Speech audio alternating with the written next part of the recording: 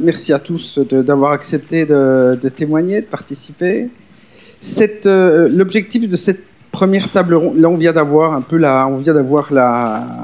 une explication assez théorique, même s'il y avait des visées pratiques du professeur.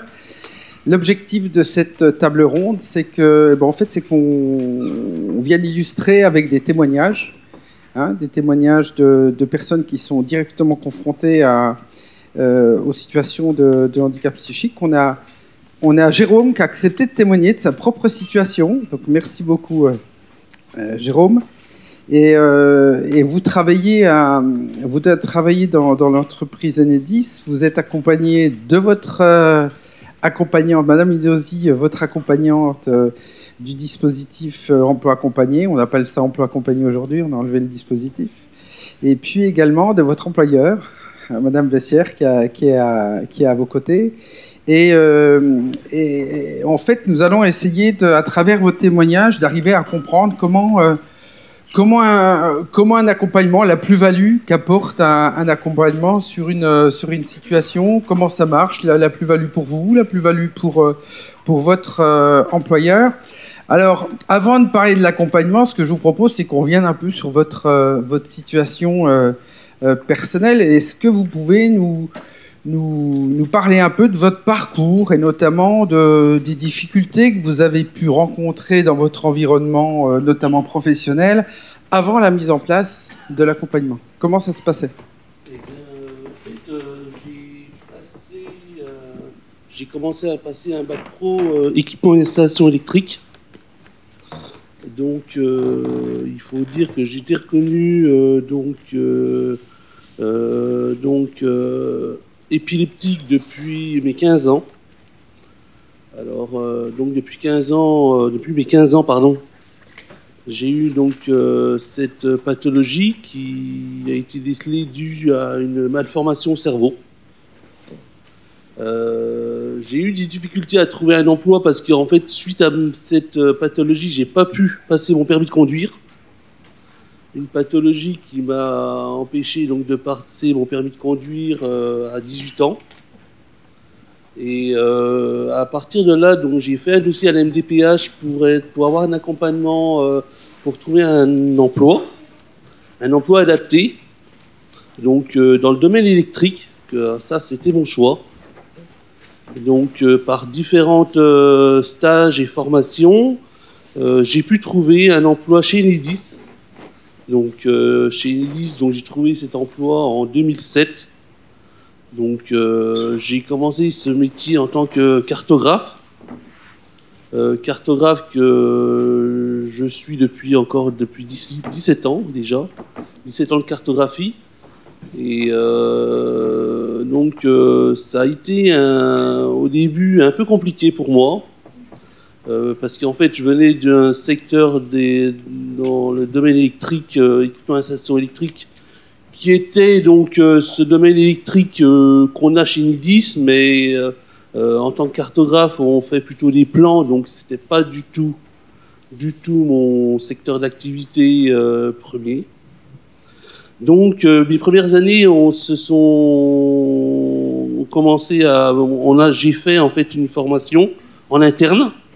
Une formation en tant que cartographe qui m'a permis donc de faire des missions de ce métier de cartographe que j'ai totalement découvert en fait. Et à partir de là, au bout de quelques années, on m'a donné beaucoup de missions compliquées à gérer, des objectifs que je n'arrivais pas à tenir. Donc à partir de 10 ans de ce métier, j'ai été mis en invalidité. Suite à des problèmes psychiques assez importants. Donc en fait là, à ce moment-là, on ne connaissait pas un trouble qu'on a connu après 4 ans d'invalidité. Donc ce trouble, je suis autiste en fait, je fais des troubles du spectre autistique. Donc ça, c'est connu il y a donc 2 ans environ. Donc 2 ans où on a diagnostiqué grâce à mon médecin psychiatre, et j'ai été suivi par donc j'ai été diagnostiqué au C2RB de la Chartreux à Dijon. Donc ce diagnostic m'a permis de reprendre mon activité professionnelle grâce à Challenge Emploi, que je remercie, grâce à Mme Vessière du service RH de l'entreprise. Et donc, voilà, donc ça fait 3 ans que j'ai repris mon activité à peu près, toujours dans le service carto. Et donc, je fais un métier d'appui, donc toujours en carto, mais un métier plus spécifique que de la mise à jour de dossiers. Et puis, voilà, me voilà. Et avant que vous ayez l'accompagnement du dispositif Challenge avec Madame Minosi, quelles étaient les difficultés que vous pouviez rencontrer sur votre poste et que vous rencontrez moins aujourd'hui? En fait, les problèmes que j'avais, c'était à suivre les objectifs, principalement, qu'on me donnait. D'accord. Les objectifs qu'on me donnait qui étaient de plus en plus compliqués à tenir suite à ma fatigabilité de ce métier de cartographe, parce que en fait, j'arrivais pas à suivre les objectifs principalement qu'on me donnait. Mais là, j'ai eu la chance de reprendre cette activité. Et mon ancien chef de groupe et mes managers m'ont permis de reprendre une activité plus sereinement. D'accord. Et plus adaptée, principalement plus adaptée. On a pu mettre les cadres à ce métier de cartographe, à ce métier d'appui, on va dire.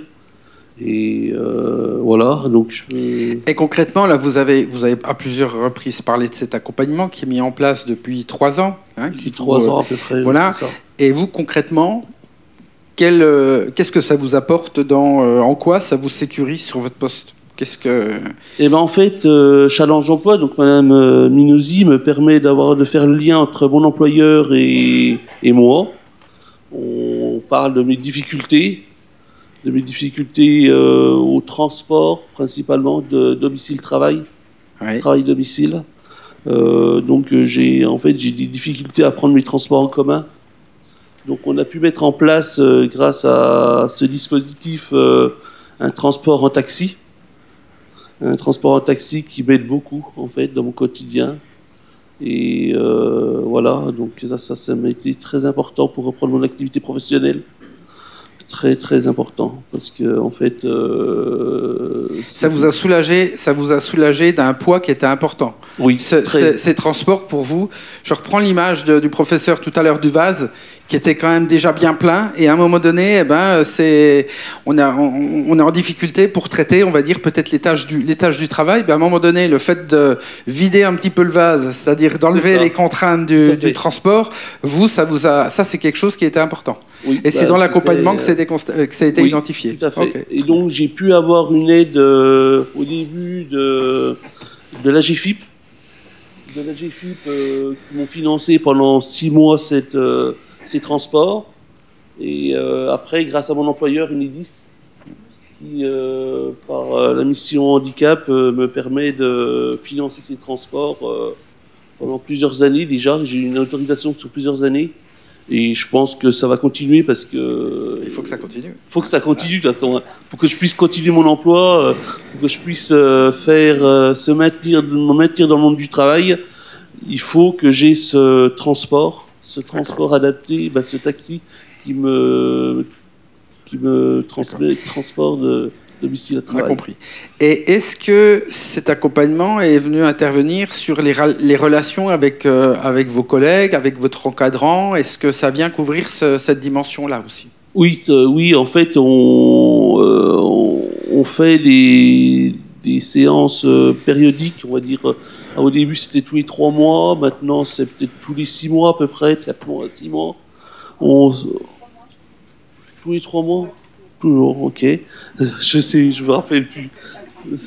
Et donc, en fait, on se regroupe entre mes managers, mon chef de service maintenant, et donc moi, puis on parle de mes difficultés au quotidien, de mes difficultés que j'ai en fait dans le monde du travail, en fait, mes difficultés d'activité, et on essaye d'adapter en fait ces activités par rapport à ma pathologie, par rapport à mes deux pathologies que j'ai, entre mes troubles autistiques et mon épilepsie qui est maintenant stabilisée. Ça c'est un point fort pour moi parce qu'en fait, ça a été un grand frein dans mon activité professionnelle. Donc, on parle de vos ressources aussi. Toutes les ressources que vous avez. Pardon. Et je tiens à le souligner, on met vraiment en avant toutes les ressources de Jérôme Guichard, ce qui a permis en fait de revoir sa fiche de mission, etc. Et de l'aider à reprendre confiance en lui. C'était essentiellement, c'était prioritairement la première chose à faire. Est-ce qu'aujourd'hui, donc, le problème du transport, c'était pas rien, c'était un gros souci pour vous, c'est une grosse charge. Les relations avec les collègues, tout à l'heure, professeur, vous parliez de déstigmatiser. Donc on voit bien qu'il y a un travail qui est fait avec l'équipe, il y a un travail qui est fait avec le manager. On parle de soutenir, donc là vous êtes là, soutenir aussi dans l'adaptation du poste, parce que vous avez vérifié les tâches qui étaient adaptées, celles qu'il fallait modifier, etc. Est-ce qu'aujourd'hui vous êtes plus serein dans votre activité professionnelle qu'il y a 3 ans? Tout à fait. C'est surtout qu'on a mis un cadre, qu'on a bien défini en fait mes missions. Et moi, j'ai besoin de ça. J'ai besoin que ce soit bien cadré. J'ai besoin que ce soit bien... que j'ai une lisibilité au quotidien, que j'ai une lisibilité dans l'avenir aussi. Donc ça m'est important pour faire mes tâches de mise à jour, de tâches d'appui, mes missions, en fait, missions de cartographe. D'accord. Merci. Mais je vous reposerai les dernières questions, je vous les poserai à la fin. D'accord ? Pas de souci. Voilà. Parce qu'on avait calé les choses en avance. Madame Minozzi, est-ce que vous pouvez nous expliquer quel est votre rôle dans l'accompagnement de Jérôme, et puis d'une manière générale ? Alors, Challenge Emploi est un service d'accompagnement socio-professionnel pour des personnes en situation de handicap, afin de favoriser l'accès à l'emploi et concourir à leur intégration sociale et professionnelle. Donc, un conseiller référent unique, on va dire, est désigné. Il effectue un accompagnement individualisé adapté à chaque situation. Challenge Emploi apporte son expertise sur le handicap et met en œuvre des conseils, des techniques, des modes de compensation pour répondre aux besoins d'accompagnement des personnes, comme pour les employeurs et les équipes, parce que c'est important d'en parler, au sein des entreprises. Donc nous pouvons travailler avec les bénéficiaires à une intégration sociale avant une employabilité. Nous intervenons dans l'élaboration, la validation d'un projet professionnel de formation, à l'aménagement d'un poste de travail, au soutien d'une personne, du collectif de travail lors de son intégration dans l'entreprise. Donc il y a un travail de partenariat en lien avec l'ensemble des acteurs du médico-social. Ça peut être le soin, on travaille beaucoup avec le soin, le service public de l'emploi, tous les partenaires sociaux et l'environnement en entreprise, médecins du travail, afin de sécuriser le parcours des bénéficiaires. Et là, en vous écoutant, j'entends surtout l'accès à l'emploi. Mais en fin de compte, vous intervenez, ici, là on est avec des employeurs publics. Ils ont des fonctionnaires, des contractuels qui sont en contrat depuis longtemps, et en fait on peut avoir des personnes qui en l'emploi ont des épisodes de santé psychique, et à un moment donné il va falloir accompagner le retour à l'emploi, et en fin de compte que ce soit l'intégration ou du retour à l'emploi, quelque part c'est la même problématique, et là vous intervenez aussi, on est bien d'accord? Absolument, on est sur une intégration en amont, et de toute façon ce qui est vraiment important c'est l'intégration en amont pour sécuriser en fait le retour à l'emploi. Plus c'est sécurisé au départ et plus on réajuste l'accompagnement en fait. Et la plus-value qu'il y a au niveau du service de Challenge Emploi, c'est qu'on se déplace en entreprise et du coup, on intègre complètement la culture de l'entreprise et les exigences de l'entreprise. Et forcément, on essaye de mettre en place le retour à l'emploi de la personne avec une sensibilisation au niveau des équipes afin de déstigmatiser le handicap. Parce qu'effectivement, il y a énormément de représentations, de jugements et de craintes, tout simplement parce qu'il y a une méconnaissance totale autour de cette thématique du handicap. Et forcément, le fait qu'il y ait énormément de craintes, on ne va pas forcément aller chercher des informations. Donc notre rôle, c'est vraiment déjà dans un premier temps de déstigmatiser et d'expliquer que le retour à l'emploi est totalement possible avec un accompagnement. Très bien. Jérôme a déjà évoqué les différents aménagements qui avaient été imaginés et mis en œuvre pour lui. Est-ce que vous voyez quelques compléments ? Donc, dans un premier temps, lorsque j'ai été sollicitée par l'entreprise, l'idée, en fait, c'était, dans un premier temps, de rencontrer l'ensemble de l'équipe pour déjà sensibiliser et expliquer l'ensemble de nos missions et ce qu'on pouvait apporter en termes de plus-value. Ensuite, donc, j'ai rencontré le service cartographie pour connaître les attentes du service et puis créer l'alliance de travail. On a apporté notre expertise au niveau du handicap parce que les employeurs en fait sont beaucoup dans l'attente et l'idée en fait c'est de pouvoir être force de proposition. Donc faire de la sensibilisation au collectif avec l'accord de Jérôme Guichard.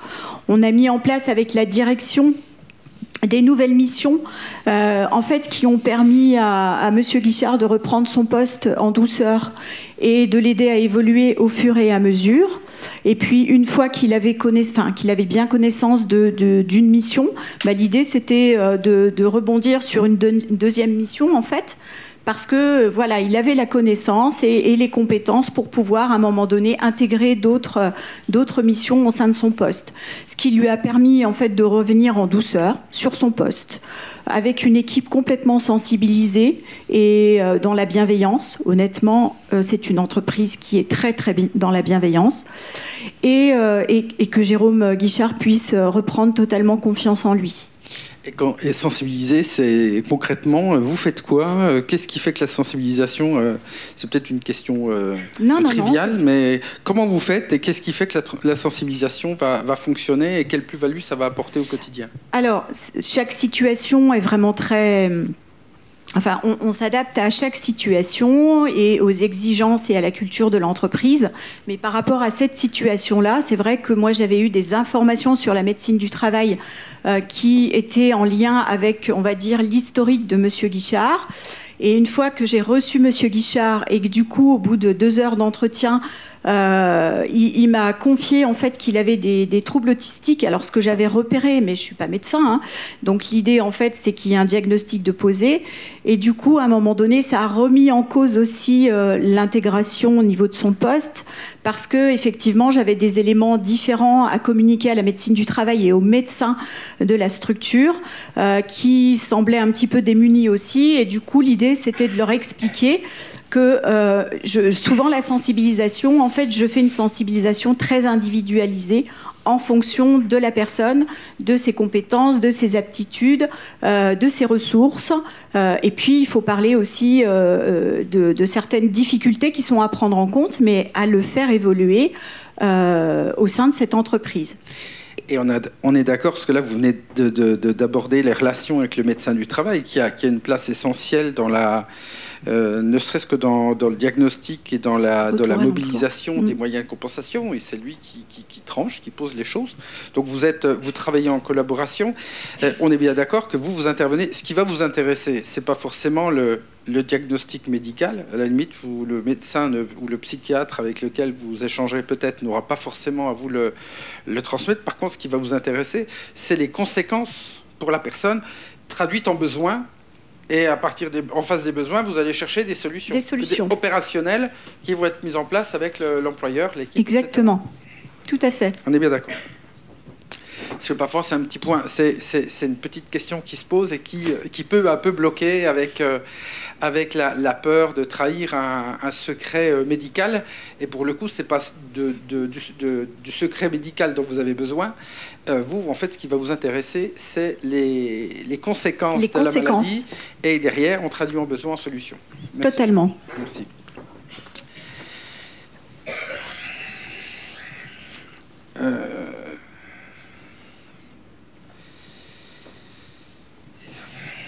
On passe à l'employeur. Madame Vessière. Donc, Madame Vessière, vous avez... pourquoi vous avez mis en place cet accompagnement? Comment on met... je ne suis plus mes questions, mais je sais que ça va bien se passer. Comment vous avez mis en place... Je crois que je vais encore me faire mettre en boîte par nos amis là-bas. Pourquoi vous avez mis en place cet accompagnement? On se rencontre aujourd'hui, vous avez beaucoup parlé du service public de l'emploi, etc. Et c'est vrai qu'aujourd'hui, sur le handicap psychique, autant les acteurs tels que Cap Emploi, France Travail, etc., se sont bien appropriés les outils de la compensation du handicap psychique, hein, comme on va parler des appuis spécifiques, et il y a le dispositif emploi accompagné. Cependant, dans le maintien dans l'emploi, on se rend compte que c'est quand même, c'est pour ainsi dire, quasiment jamais fait. Ça arrive un petit peu, mais donc on a très peu d'employeurs au final qui bénéficient de ce type d'accompagnement pour leurs salariés. Comment ça s'est passé pour vous? Alors, déjà, pourquoi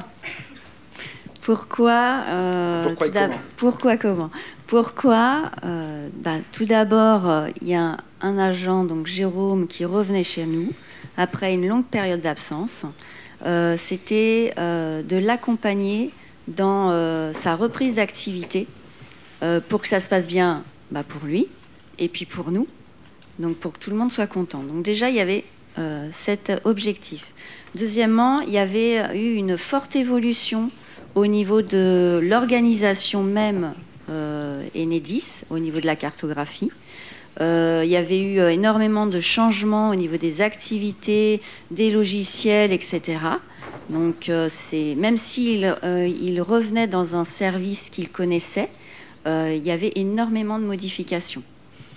Et troisièmement, pour accompagner et préserver l'équipe, qui appréhendait forcément le retour d'un collègue par rapport à son handicap, et puis mon appréhension aussi à moi en tant qu'employeur pour que tout se passe correctement.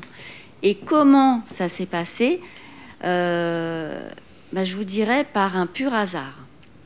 Un pur hasard parce que en fait, je suis arrivée à la direction régionale de Bourgogne quelques mois précédant l'arrivée de Jérôme.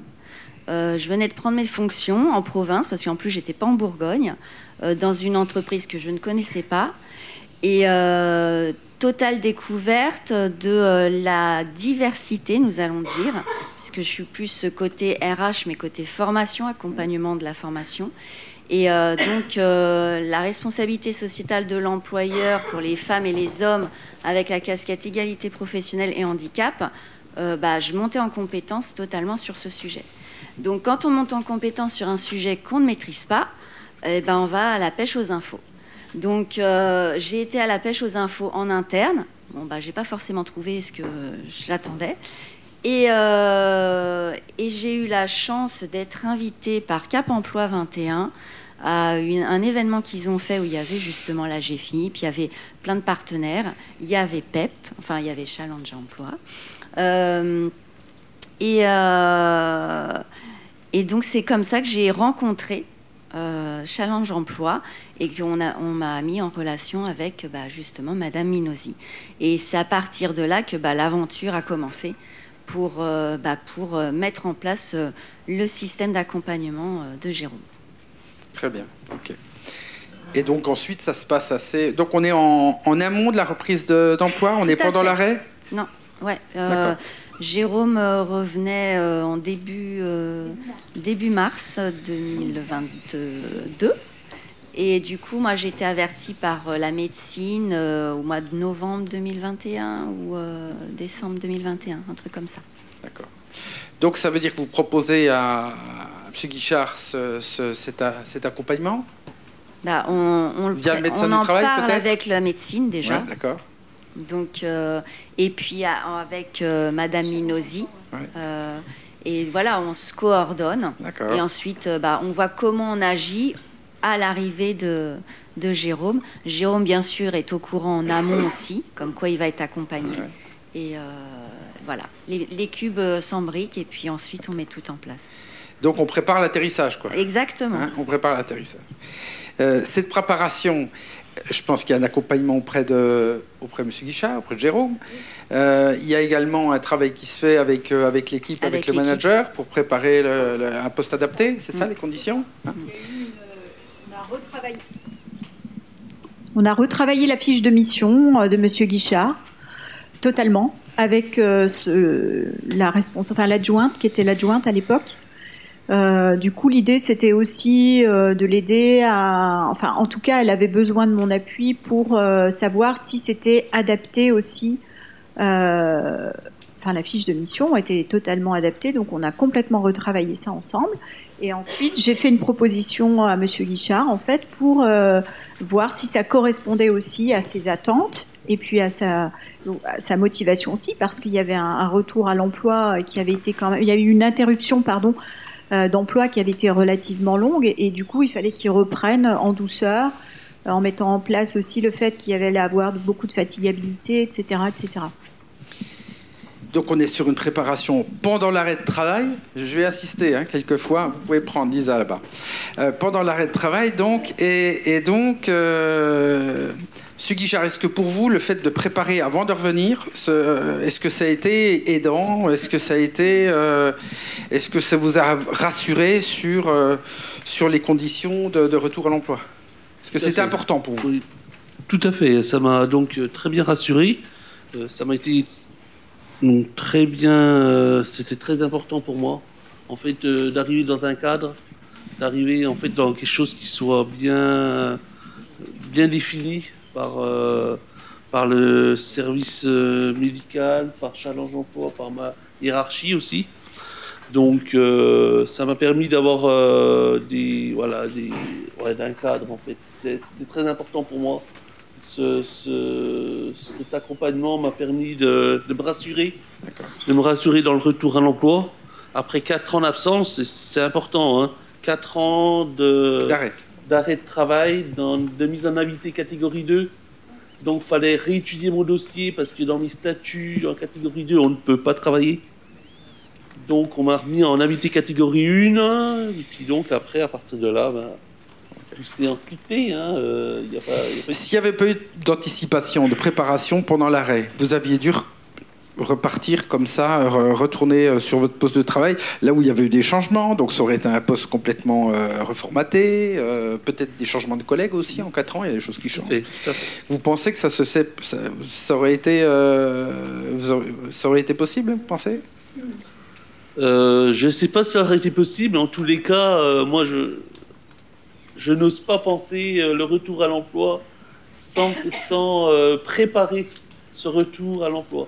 C'est très important, je parle, moi c'est au nom des gens qui sont en situation de handicap psychique, etc. Voilà, c'est important le retour à l'emploi, mais le préparer quelques mois en avance, déjà. Le malade, moi c'était vraiment... mon psychiatre avait fait la démarche de faire ce retour à l'emploi. Mais moi, après, j'ai fait cette démarche en prenant un rendez-vous auprès du médecin conseil de moi. C'était vraiment pour voir, en fait, je pense qu'il voulait voir ma motivation, déjà. Et puis, à partir de là, le fait d'être accompagné par Challenge Emploi et par le service diversité de mon employeur, ça m'a été très important dans le retour à l'emploi. Je pense que ça ne se serait pas passé pareil s'il n'y aurait pas eu cet accompagnement. Okay. Ce qui n'est pas toujours évident. Non, on est bien d'accord. Puisque ça dépend aussi des pathologies. Bon, quand on ne connaît pas, comme je l'ai dit tout à l'heure, on va à la pêche aux infos. Et à mon sens, justement, il y a des professionnels pour l'accompagnement. Nous, on n'est pas forcément professionnels de la maladie qui est concernée. Donc, faut pas gêner, en fait, d'aller chercher les personnes qui peuvent nous accompagner en interne. Et ça a beaucoup plus de poids par rapport à la personne à accompagner. Ça a beaucoup plus de poids par rapport à la personne qui porte justement cette mission de handicap au sein de l'entreprise, mais aussi du regard des autres personnes de l'entreprise qui ont peut-être un jugement ou, comme le disait le professeur tout à l'heure, on stigmatise quand une personne est en situation de handicap spécifique et en gros on ne sait pas l'accompagner. Si justement, nous chez Enedis on sait les accompagner. Pour ce faire, on a signé des accords handicap. On est au 4e accord donc de 3 ans qui permet justement de mettre en place, d'expérimenter des nouvelles façons de faire pour accompagner les personnes en situation de handicap et pour les maintenir dans leur emploi et justement de les faire encore plus grandir et évoluer comme une personne lambda, quoi. Enfin, Jérôme, c'est une personne comme moi. Voilà. Il a son handicap, certes. Il faut il vive avec tous les jours, il bosse avec tous les jours, mais il fait son travail. Il y a sa fiche de poste adaptée, exactement. Certes, mais il fait son boulot. Exactement. Voilà. Okay. Et il est performant. Et il est motivé. Et puis, il y a vraiment un travail de concertation et de collaboration vraiment avec... chaque structure est bien identifiée. Chaque structure apporte ses compétences et de mutualiser les compétences et l'ensemble de nos champs d'intervention vont faire évoluer la personne. C'est-à-dire que moi, je ne me vois pas travailler sans la médecine du travail, où du coup, j'ai beaucoup plus de légitimité aussi à pouvoir apporter certaines choses pour que la personne puisse évoluer sur son poste, mais pas que, ça peut être avec les professionnels du soin. On est vraiment, vous parliez d'infirmiers en pratique avancée, honnêtement, c'est vraiment quelque chose d'extraordinaire qui a été mis en place. J'en ai contacté encore un hier, et du coup, on fait un travail collaboratif. Ça peut être les acteurs du médico-social. On est très en lien et on participe aux commissions EPI avec la MDPH. Voilà, l'idée c'est d'avoir du réseau. Et sans ce réseau, on ne fait rien finalement. Et du coup, l'idée aussi, c'est de se dire que, voilà, à un moment donné, on peut aller chez un employeur. Moi, maintenant, je suis vraiment repérée chez Enedis. La personne de la médecine du travail, la dernière fois, m'a contactée. Elle avait un jeune TDAH et du coup, elle ne savait pas du tout comment adapter les choses par rapport à ce jeune. L'idée, c'est de lui donner des conseils et que chacun a sa place, mais en même temps, on est tous une équipe et on fait en sorte que la personne va trouver sa propre place, en fait, et qu'elle va pouvoir s'épanouir au sein de sa propre place. Je rajouterais une équipe pluridisciplinaire, tout à fait. Oui. Où chacun son rôle à jouer, effectivement. Et effectivement, ces experts, on a beau avoir des médecins qui sont des sachants, à un moment donné, ils n'ont pas forcément les connaissances de toutes les solutions de compensation. La compensation, c'est un autre métier. Donc, merci professeur de confirmer. Et c'est vrai que ces acteurs de la compensation du handicap vont permettre, quelque part, font partie aussi de l'équipe pluridisciplinaire du médecin du travail et à lui de les utiliser. Pour le mot de la fin, Jérôme Guichard, si vous aviez on a des personnes en situation de handicap psychique qui peuvent hésiter à parler de leur... certaines sont dans le déni, parce que ça fait aussi partie de la maladie, il y a encore un bout de chemin à faire. Ça, c'est une chose. Mais celles qui sont conscientes de leurs difficultés et qui sont dans lorsqu'on leur propose qui hésitent à accepter ou qui refusent même un accompagnement, qu'est-ce que vous souhaiteriez leur dire ? Le mot de la fin que je peux dire aux gens qui sont, aux personnes qui sont malades psychiquement, qui ont des problèmes psychiques invisibles, c'est de ne pas hésiter à en parler, de ne pas hésiter à faire les démarches MDPH aussi, de faire sa demande de travailleur handicapé, RQTH, et d'en parler au service médical de l'employeur, pour que l'employeur puisse faire les démarches pour adapter en fait le poste ou les horaires.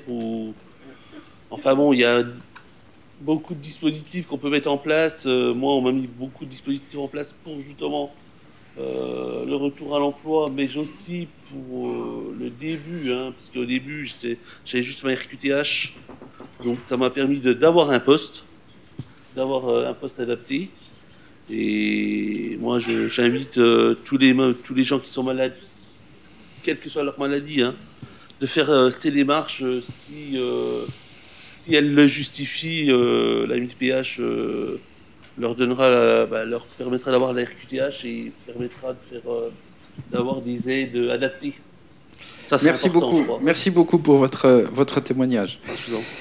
Je vous propose de passer au témoignage de Stéphanie Vetch, qui est depuis quelques années déjà responsable d'un service qui s'appelle l'appui spécifique. C'est une expertise pour accompagner les personnes en situation de handicap psychique dans le Doubs. Et en fait, c'est un service qu'on présentera sur son organisation un petit peu plus tard. Mais là, ce qui m'intéresse, c'est votre témoignage. On est dans les témoignages. Lorsque vous êtes mobilisé par un employeur, quels sont un peu les types de situations que vous rencontrez, quelles sont les difficultés qui sont rencontrées, quels sont les types de solutions que vous pouvez apporter, quelque part, en quelques mots, quelle est la plus-value qui est apportée par un accompagnement tel que celui que vous apportez? Alors, le service Insertion Plus Doubs qui sera présenté effectivement à la deuxième table ronde, une expérience d'un peu plus de 10 ans dans l'accompagnement vers et dans l'emploi des personnes en situation de handicap psychique en Franche-Comté. Alors déjà, le nombre de sollicitations d'employeurs publics est peu nombreuse. Mais il nous arrive effectivement d'intervenir à la fois pour demander des périodes de stage, dans certaines collectivités, pour aller vérifier des projets, pour aller vérifier si c'est le bon moment pour la personne de réenvisager un retour à l'emploi. Vous disiez, professeur, qu'il faut pouvoir identifier le bon moment. On est dans des situations qui sont toutes différentes les unes des autres. Il ne faut pas imaginer qu'une situation va pouvoir se calquer sur une autre. Voilà. Il y a la question de la temporalité, la question du diagnostic. On voit que certaines situations qui sont diagnostiquées ne sont pas pour autant stabilisées, donc ne permettent pas d'envisager dans l'immédiateté une mise en situation. D'autres personnes ont été diagnostiquées depuis un bon moment, sont stabilisées, mais nous expliquent qu'il est difficile d'envisager ce retour à l'emploi parce qu'il faut faire le deuil de l'expérience passée. On a de nombreuses personnes qui ont validé des diplômes, des qualifications, mais qui n'ont jamais travaillé, qui n'ont jamais occupé un poste en lien avec leur formation initiale. Voilà, ces personnes nous parlent d'un deuil, d'un projet, nous parlent d'un deuil, d'une situation d'avant, d'une situation d'après. Et il faut pouvoir effectivement accepter à la fois toutes les limitations liées à la maladie, même si on n'est pas face à des personnes qui ont une déficience intellectuelle, n'empêche que la maladie, les traitements viennent, on va dire, fragiliser, viennent atteindre des fonctions cognitives. On a des personnes qui ont validé des diplômes en tant qu'ingénieurs et qui aujourd'hui évoluent dans des ESAT, dans le milieu protégé, parce qu'elles ne sont plus en capacité de pouvoir prendre des responsabilités, ne sont plus en capacité de gérer plusieurs tâches à la fois. Voilà. En tout cas, par rapport à ces expériences, on va dire, d'agents ou de salariés du privé, les constats qu'on peut faire, c'est que trop souvent, les services comme les nôtres sont sollicités trop tardivement. De nombreuses personnes sont aujourd'hui en arrêt de travail du fait de fragilité psychique, et on ne va pas se mentir, le nombre de situations ne cesse d'augmenter. on peut tous être concernés, de près ou de loin, par des problèmes liés à la santé mentale.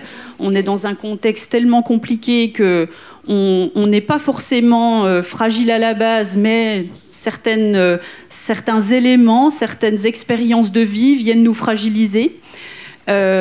Malheureusement, je constate encore que trop souvent, les personnes utilisent, on va dire, cet arrêt de travail, mais sans bénéficier d'un accompagnement et d'un soutien qui va être initié par l'employeur. J'expliquais à un médecin du travail que tout le temps qui a été pris, où on a laissé la personne, où on croise les doigts pour qu'elle fasse les démarches elle-même, de solliciter un soignant, de pouvoir peut-être envisager différents types de thérapies.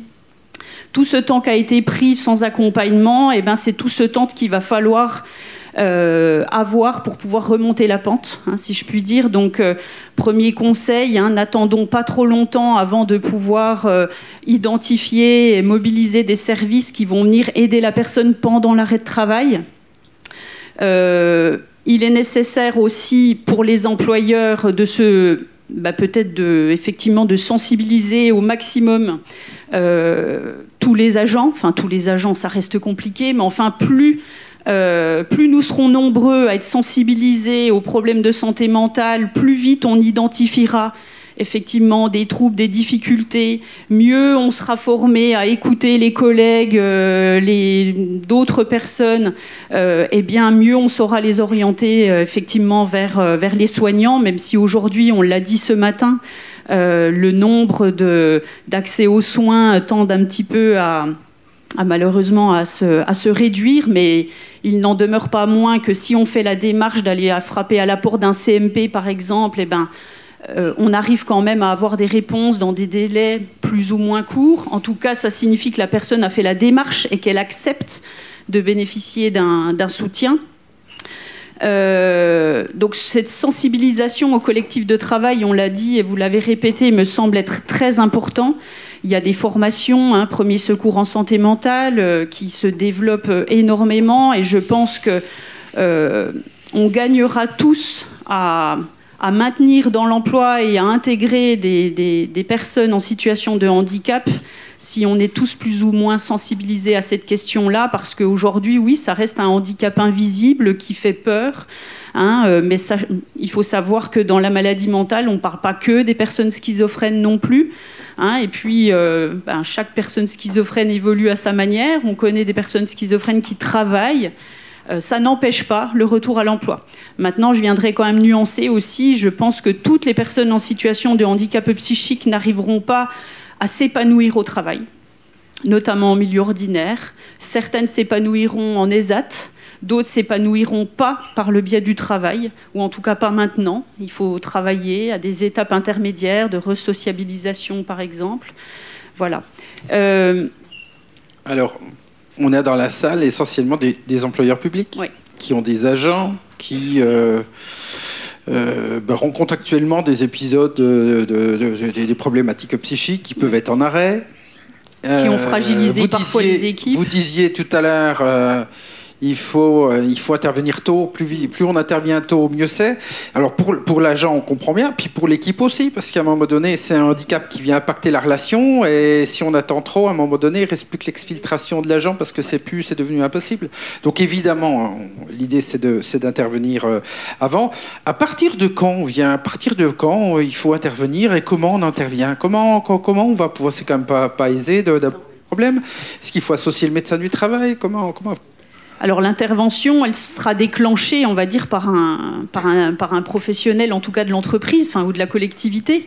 Il faut qu'à un moment donné, un hiérarchique ou un référent handicap ou le médecin du travail puisse être sollicité, soit sur la sollicitation même de l'agent, mais qui parfois est dans le déni, qui parfois n'est pas en capacité de demander de l'aide, parfois qui refuse l'aide.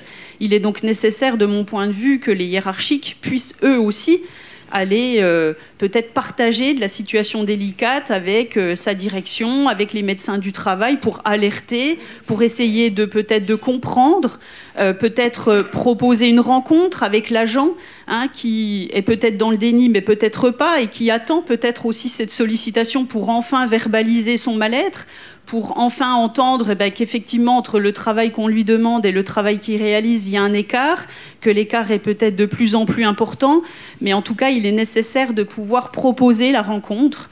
La personne s'exprimera ou s'exprimera pas en fonction de son parcours, de ses capacités.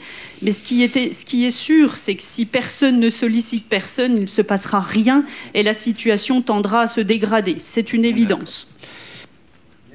Alors, si je comprends bien, l'idéal, c'est qu'on ait un collectif qui soit sensibilisé, des hiérarchies qui soient un peu plus qu'on sensibilisé, qui soient capables de reconnaître des signaux d'alerte et qui soient capables ensuite d'en faire quelque chose.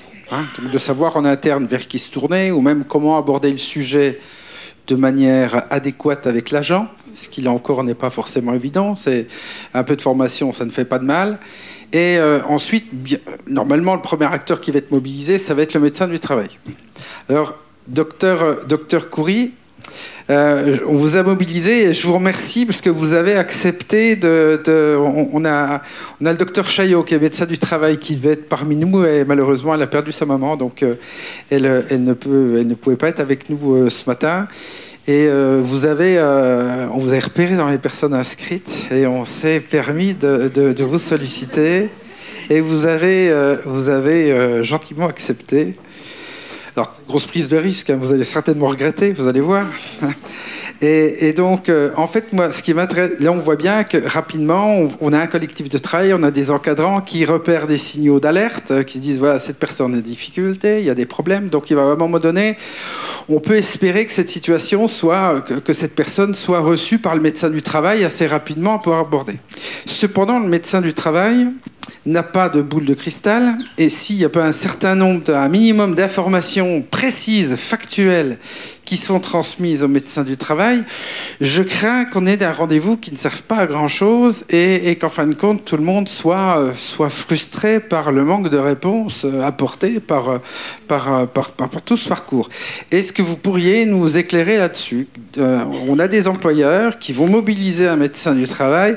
Qu'est-ce qu'il faut donner aux médecins du travail pour qu'ils puissent, comme ça, aborder efficacement ces situations ? Alors, d'abord, je tiens à préciser, je ne suis pas médecin de travail et encore moins psychiatre. Je suis chef de service de rééducation neurologique au centre hospitalier de Nevers et je travaille avec beaucoup de handicaps physiques et cognitifs. Et tout ce handicap physique qui survient de plus en plus chez des patients jeunes. Nous avons des accidents vasculaires cérébraux qui surviennent maintenant. La plus jeune que j'ai prise en charge, c'est une fille de 14 ans. Et je ne prends pas en charge la pédiatrie, mais par éloignement des centres de rééducation pédiatrique et les parents qui ont souhaité une proximité, je l'ai prise en charge. Nous avons des pathologies neurologiques dégénératives qui donnent des troubles physiques, mais également cognitifs et psychiatriques. La sclérose en plaques, j'ai une maman de 20 ans qui pousse la poussette de son enfant en guise de déambulateur. Voyez ? Donc, nous avons de plus en plus des personnes jeunes qui sont sujets à des maladies chroniques, que ce soit neurologiques ou autres, et qui se trouvent en situation psychologique très difficile, qui ont un travail, qui perdent leur emploi, ou ils sont en invalidité, pas pour les troubles physiques, parce qu'ils arrivent parfois à récupérer, à être réinsérables dans l'emploi à nouveau, par dépression, par anxiété, par stress, qui est l'équivalent du syndrome de stress post-traumatique, parce qu'ils ont peur de ne pas pouvoir faire. Est-ce qu'ils ont peur de ne pas être à la hauteur du travail qui va leur être donné ? Il y a une autodévalorisation et on ne met plus en place ou en évidence les capacités restantes. Nous, en médecine physique, on ne parle plus d'incapacité. Nous parlons du côté positif, les capacités restantes. Donc, quand on a des capacités restantes, on est capable de faire quelque chose. Peut-être pas la même chose comme avant. Comme elle vient de dire, madame, il y a des choses qu'on peut faire à la hauteur de ses capacités restantes, ce qui permet d'éviter la marginalisation de la personne. Parce que ce sentiment d'être hors société, incapable Actuellement, j'ai un patient de 40 ans, rupture d'une malformation, d'un anévrisme. Il a récupéré physiquement complètement, mais complètement. Il marche, il boit, il court, capacité physique, cardiaque, tout est bon. C'est la tête qui ne va plus. Et là, pour le réinsérer dans l'emploi, ça va être quelque chose de très difficile, mais il y a un accompagnement. Du temps, c'est l'équivalent d'une commotion cérébrale. Donc, moi, je ne suis pas médecin de travail, mais je suis parmi ceux qui disent aux médecins de travail, regardez, il y a ça, ça, ça, et regardez ce qu'il est capable de faire. Aussi, je suis médecin agréé pour les collectivités, donc je fais des expertises. Et souvent, dans les cadres des expertises physiques, on découvre, on est capable quand même, avec une expérience, un certain temps d'exercice, de lire entre les lignes. Et ce qu'elle dit la personne, nous met quand même en face de troubles psychiques qui sont méconnus. Vous voyez, les accidents de service, vous, les employeurs, par exemple, il y a des accidents de service qui arrivent. Accident de poids lourd, accident, un employé qui a la main dans la machine, voilà, qui travaille à la chaîne, dans la machine. Mais pourquoi? Parfois, on ne cherche pas l'origine. En fait, c'est parce qu'il y a une dépression, qu'il y a des troubles de sommeil, qu'il y a des troubles attentionnels, et à un moment donné, il s'est endormi, ou il a mis sa main dans la machine parce qu'il ne fait plus attention. Alors, nous, on a besoin, déjà, il y a une méconnaissance. Je pense qu'il faut dire le mot méconnaissance un peu partout. Méconnaissance à toutes les étapes de la prise en charge. L'employeur qui est méconnaissant des symptômes. Parce que c'est très facile, les troubles physiques, les troubles psychiques sont invisibles. Et comme qui dit invisible, on ne les connaît pas. Et il y a très peu de formation aux employeurs par rapport aux troubles psychiques. Ce qui fait, quand on n'a pas mis un mot à quelque chose, on ne peut pas chercher un diagnostic et on ne peut pas chercher une prise en charge. L'employé même, il ignore. Il y a très peu de malades qui viennent qui disent « je viens parce que je suis dépressive ». Je viens parce que ça ne va pas, parce que je ne dors pas, parce que je mange, j'ai pris du poids, parce que j'ai mal partout, parce que je me sens fatiguée, parce que ce sont des troubles, le retentissement de sa maladie psychique. Donc, l'employeur, comment il peut alerter? L'essentiel, c'est repérer les personnes. Le repérage se fait par tout changement de la situation de l'employeur, changement du comportement. Quelqu'un qui est gentil, qui est calme, qui devient très agressif, qui va presque aux mains, qui n'arrive pas à intégrer dans le groupe de travail, ou un changement, une diminution des performances. Quelqu'un qui s'applique bien, qui travaille bien, il commence à ne plus faire, à négliger, à oublier, à mélanger ses pinceaux. Il y a des choses, ça ne va pas. Il arrive fatigué, il n'a pas envie de travailler. On le voit, je ne sais pas ce qu'il fait la fête toute la nuit, il ne dort pas, etc., etc. Mais parfois, il y a des situations personnelles, une histoire de vie qui fait qu'on rentre dans une dépression qui n'est pas forcément durable, mais il faut la repérer, il faut la travailler. Une situation, je pense il peut y avoir des témoignages des personnes qui étaient avec moi dans une commission médicale, parce que je siège aussi dans une commission médicale, et le problème du syndrome état de stress post-traumatique. Un effondrement de pont dans une voiture de la collectivité qui vont sur les routes, réparation, etc. Effondrement d'un pont, chute de 2 mètres dans l'eau, fracture, etc. Coma un peu, quelques jours de réa, soins hôpitaux, scanner, il n'y a rien au niveau cérébral, sortie du coma, voilà. Il a guéri. Il est incapable, il est en arrêt prolongé, incapable de prendre travail. On l'a vu dans la commission, les médecins de la commission voulaient le mettre en invalidité, c'est bon. Il dit, moi je ne suis pas malade, mais je ne me sens pas. Ralenti, le discours est lent, il a un regard un peu hagard, il décrit qu'il se voit tomber dans l'eau.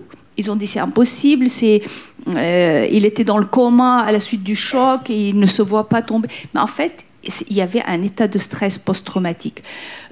J'étais parmi ceux qui ont défendu en disant il me faut une évaluation psychiatrique. Et le psychiatre, il a diagnostiqué un état de stress post-traumatique. Ça, c'est long. Ça peut être 1 an, 2 ans. Voilà, le professeur peut me confirmer. Un état de stress post-traumatique, c'est pas un effet on-off. On guérit de traumatisme, on guérit de notre état de stress. Ça incite un suivi, une prise en charge. Donc non, il faut l'accompagner. Donc, nous avons besoin de savoir est-ce qu'il y a des changements. Tout changement doit alerter. Deuxièmement, il y a aussi cette méconnaissance de ce qui peut être mis en place. Les employeurs, en général, il leur faut des formations parce qu'ils savent pas, ils connaissent pas les dispositifs existants. À qui s'adresser? C'est difficile. Mais non, c'est très simple. Vous allez voir tout à l'heure, c'est très simple. Voilà. Mais comme ils ne connaissent pas, moi je suis venue aujourd'hui, j'étais inscrite, pas pour témoigner, j'étais inscrite pour savoir. Ben vous saurez. Parce que je suis référente handicap dans mon établissement, j'aimerais bien savoir. Alors, ça, et on a aussi... il faut faire attention aussi à la qualité de vie au travail. Nous avons parfois des dépressions par stress. On a des burn-out, on a un état de stress lié au travail. Et ça, et moi je prêche toujours pour les entreprises à l'américaine un peu, où on a un masseur, on a une séance de kiné, on a une sophrologue, et il faut arrêter ce mode à la française, on pointe à l'arrivée, on pointe à la sortie, on peut ne rien faire pendant les 8 heures, mais on a fait nos horaires. Il faut à la performance au travail et accompagner à la performance. Et les meilleures entreprises sont celles qui disent à l'employé, vous avez ça à accomplir, vous le faites chez vous, vous travaillez le dimanche, vous arrêtez le mercredi, on s'en fout, l'essentiel nous donne ce volume de travail. Et ça, c'est une réflexion à plus long terme. Dans la fonction publique, c'est pas pour tout de suite. Alors, et aussi, pour l'employeur également, moi qui travaille... Laissez-nous du temps. Qui travaille étroitement avec la MDPH, le dossier MDPH n'est pas adapté pour les troubles psychiques. Ça tient très peu compte de ça. Et ça, il faut une révision, parce que les troubles somatiques, les troubles cognitifs, voilà, les troubles psychiques, il manque quelque chose. Merci beaucoup pour votre éclairage. Voilà. Donc, être attentif, moi je retiens être attentif au changement. Changement, tout changement. Et former, sensibiliser, notamment les managers, mais l'ensemble du collectif, parce que c'est quelque chose qu'on martèle également, et qu'on retrouve. Les médecins de travail qui n'ont pas cette formation particulière, mais les médecins de travail ne manquent pas, ils nous les envoient, ils envoient aux psychiatres, ils demandent un avis, ils ne tranchent pas d'emblée en disant « je ne connais pas ». Je vous l'envoie. C'est un vrai sujet. Les médecins du travail, c'est un vrai sujet parce qu'effectivement, ils connaissent mal ces outils et qu'on ne connaît pas, on ne mobilise pas. C'est aussi simple que ça. Hein, donc, Fabrice. Oui, je sais qu'on a un temps compté. Donc, on n'a aucun tuyau sur les réformes de la fonction publique concernant ce qui a été évoqué, évidemment. Simplement, je tenais effectivement à apporter quelques éléments complémentaires. Effectivement, on a eu un témoignage là de l'entreprise Enedis que je remercie. Et finalement, c'est pour illustrer aussi que du coup, le handicap psychique, c'est aussi un grand jeu pour que ce soit pour le FIP ou la GFIP. On est tous les deux financeurs aux côtés de l'État du dispositif d'emploi accompagné. J'en profite pour saluer Anne-Marie Ségaud, la déléguée régionale de la GFIP, qui nous fait l'honneur de venir assister à ce Tour de France. Et puis, simplement préciser justement que ce soit un employeur privé, public, en fait, ce qui compte pour nous, en fait, c'est justement l'effectivité des dispositifs. Et avec Anne-Marie, on partage au quotidien effectivement cet enjeu. Et on essaie de s'assurer au mieux que, comme votre témoignage, Jérôme, on puisse constater que par rapport à cette complexité qu'on parfois on évoque, eh bien on aboutisse à de la simplicité pour l'employeur et pour la personne. Et donc j'ai retenu 2 mots. En fait, il y a le réseau, c'est-à-dire l'existence d'un réseau, c'est-à-dire qu'en fait l'employeur ne soit pas à devoir frapper à toutes les portes. Et ça, c'est la richesse en fait d'un réseau de proximité qui permet de l'assurer. Et donc au FIP et HFP comme à la GFIP, On souhaite effectivement toujours appuyer ça, et c'est pour ça aussi qu'on a voulu pouvoir exposer dans ce premier tour de table cette réalité. J'espère que ça a permis de restituer effectivement cette richesse. Et puis par rapport à l'intervention du médecin du travail, on n'a malheureusement pas pu effectivement faire intervenir un médecin du travail en principal. Mais en tout cas aussi, le deuxième mot qui a été évoqué, c'est l'interdisciplinarité.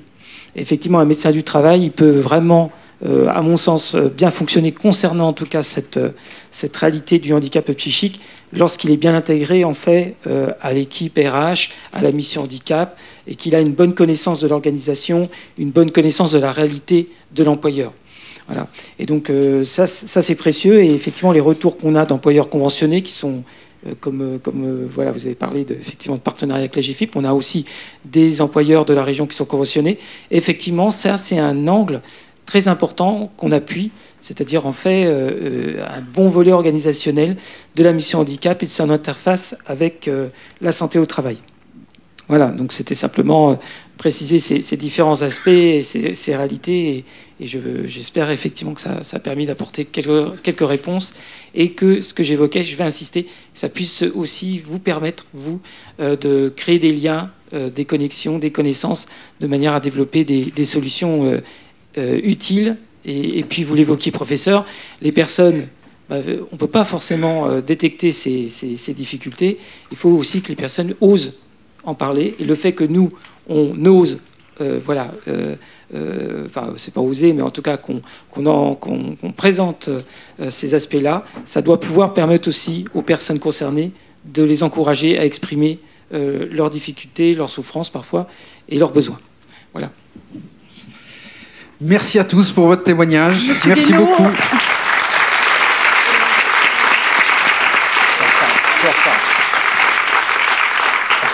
Je voudrais juste rajouter qu'il est important de croire en la personne et en ses capacités.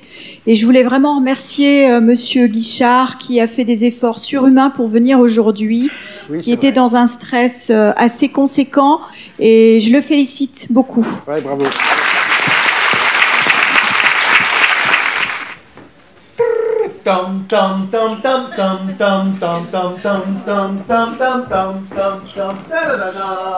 Mission possible. Votre mission, agent numéro 4, est de retrouver un emploi.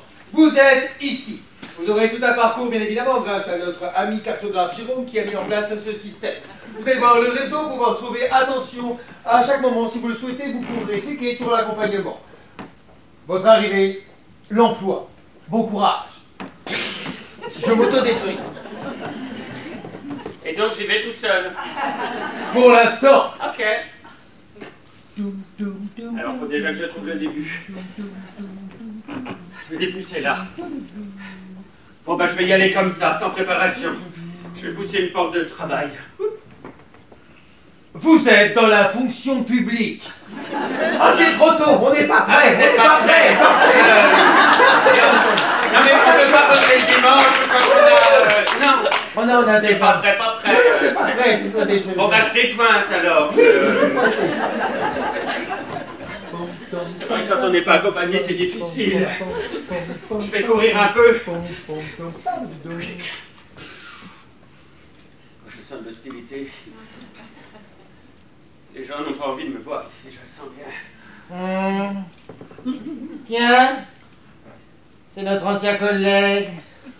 T'es déjà de retour? Je croyais que c'était le bon moment parce qu'il faut trouver le bon moment, mais là c'est peut-être pas le bon moment. Ah bah si la RH a dit que c'était le bon moment, c'est le bon moment. Non mais la RH elle est en train de pêcher, elle essaie de trouver des idées, ça fait 3 mois qu'elle ne trouve rien.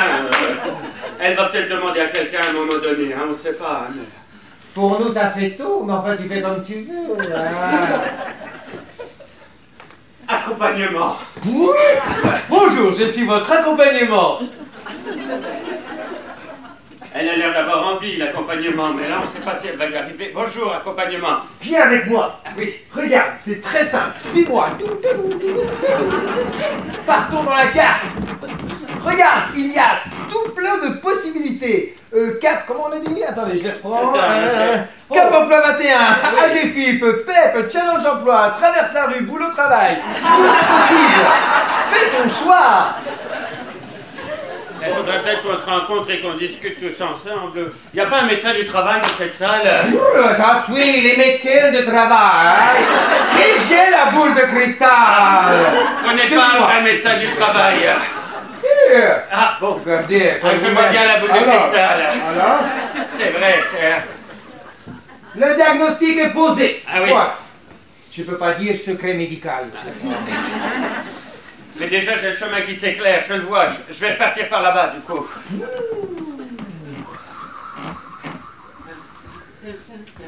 La lumière est là, le dispositif est mis en place, l'accompagnement est enclenché, le diagnostic est posé. Je vois plein de gens volontaires, là. Ils sont assis, ils ont des questions qu'ils n'ont pas pu poser. J'en ai plus. Mais j'ai l'impression que ça va marcher cette fois-ci. C'est bon. Je vous présente vos nouveaux collègues. On dit bonjour à Gérard, s'il vous plaît. Bonjour Gérard. Donc Gérard va être avec nous toute cette année et nous espérons encore plus encore. Oui, pareillement, oui. En tout cas, merci de me faire une place, d'avoir préparé tout ça. Je vais m'installer là. Regardez. J'ai l'impression que je vais être confortable. Très très bien. Gérard, écoutez, la première des choses, je pense, c'est de vous montrer où est la machine à café. Ah ben alors, je vais le relever. C'est là que vous allez pouvoir, bien évidemment, rencontrer vos collègues, partager, discuter, surtout en parler, c'est important. Oui. Et où c'est qu'on en parle, le mieux? À la machine à café. À la machine à café, absolument. Voilà. Et ben c'est super. C'est super? Oui, j'ai l'impression qu'ici, il n'y a pas de méconnaissance, donc du coup, ça va fonctionner. C'est bon. Eh bien, moi, je veux dire mes connaissances, parce qu'il faut le dire. Oui, mais allez-y, donnez vos connaissances. Mes connaissances. Merci.